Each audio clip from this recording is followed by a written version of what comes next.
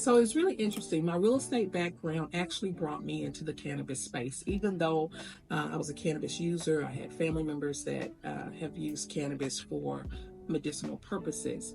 I had a young man that came to me that I've known for years, and he said, I really want to get into this cannabis industry. And so, can you help me with your real estate background? And I said, of course, yes. I said, let's go in together and create something that could be really, really big. I started looking at real estate properties, started going through and looking at different leases, and I literally got 6 dispensary license approved. The space leased, everything. Well, lo and behold, Katie, everybody is not as honest as they're supposed to be. And as we got ready to open, they kept pushing back the opening. In the meantime, I said, well, since I'm opening these dispensaries for this particular person, why not open one for us? And so we were sitting at a smoke lounge in Oklahoma City and Burn, and we were having a great time. And the song Proud Mary came on. And so we said, that's it. We're going to name it Proud Mary, and we're going to open up our own space. Thank God I did, because before the other places opened up, even though I had gotten them licensed, even though I helped with the registry, picked out furniture, whole 9 yards, they decided that they wanted to sever the relationship. And so we were cut out of that deal.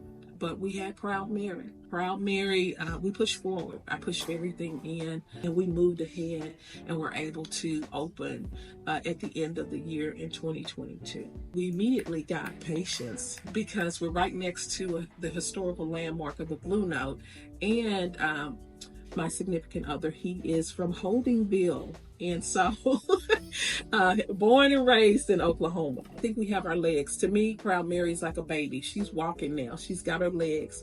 And I'm seeing her do so many different things and so many opportunities here.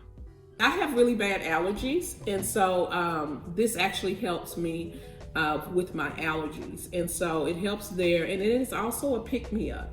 So when I'm working on different things, whether it's, stuff for the tour, or whether it is stuff in the dispensary, or whether I'm working on my daughter and her disability and all of her medical stuff, this is actually a pick-me-up. So I normally just kind of draw on it all day long. I am a lightweight when it comes to edibles, and there's a lot of lightweights out here when it comes to edibles. And I think that what's so important about the honey sticks, not only is it pure honey the way that you make it, it also gives me the buzz that I need just to lift me up, but it's not sharp.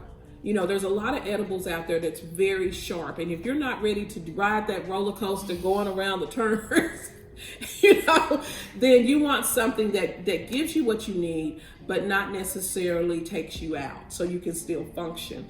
And your straws actually do that. It has a great taste. It's not overwhelming. It does still give the buzz. And I believe that, I draw on it, which means I take a little bit microdosing at a time. But if I were to just take the whole thing, it would give me, that pop that I want to have. But if I'm working all day, it's something that I use. And what I also like about it is I think that it can be used in all circumstances, no matter, like, if you're a canna boomer would love, love, love this, whether they're putting it in their tea or whether they just have it, if they're playing cards or whatever.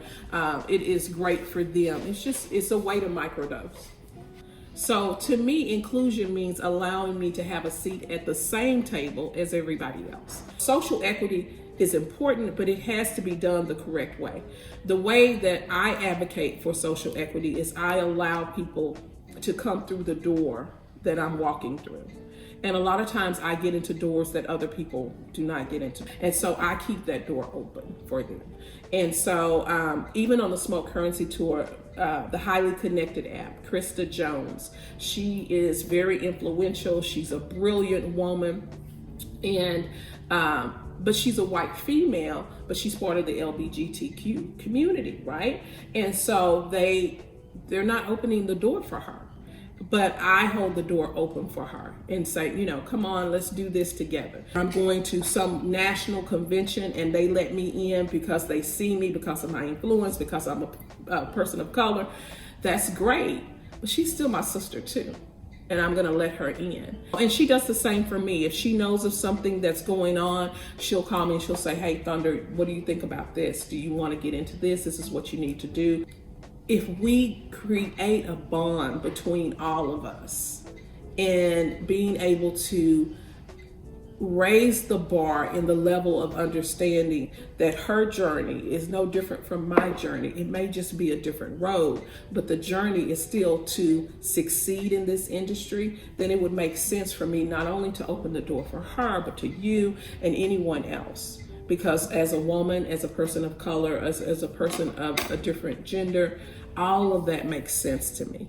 So I try to hold the door open for everyone and set the example.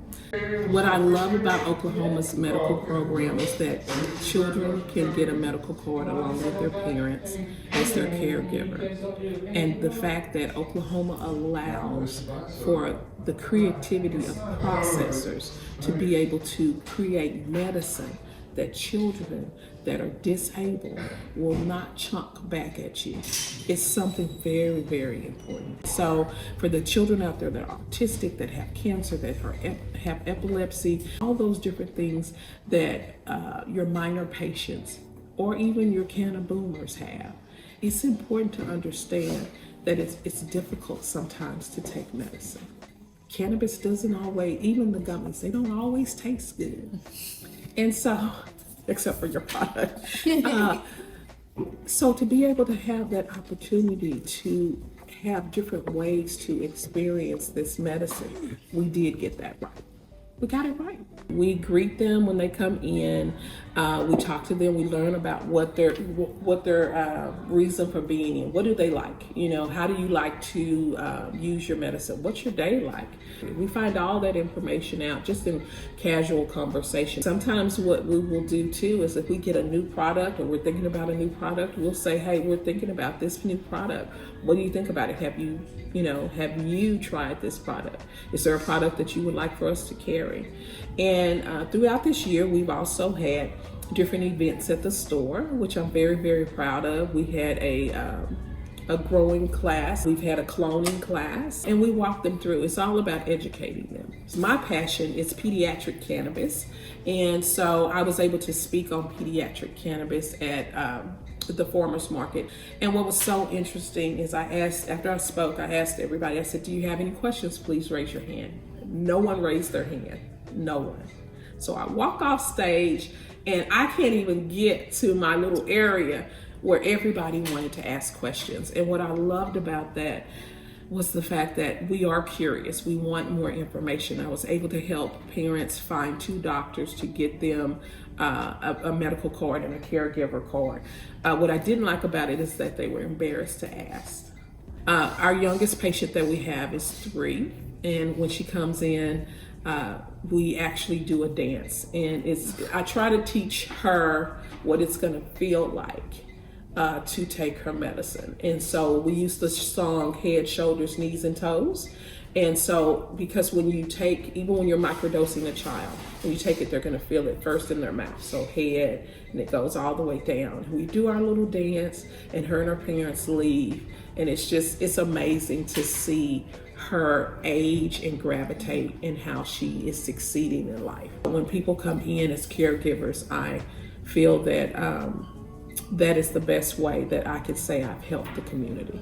The thing that I would say to people that are out there really trying to be kind of curious, just kind of erase everything that you've ever heard. We're learning about our cannabinoid system. We had no idea all the different things that our cannabinoid system actually controls within our body.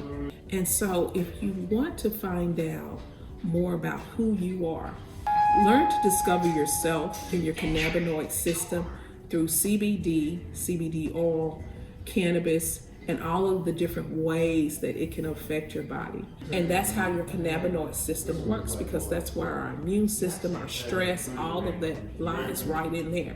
And then when we take this plant in whatever form you're taking it in, you will be able to see how it's going to affect you. So it's an individual, personal voyage into who you are, in my opinion.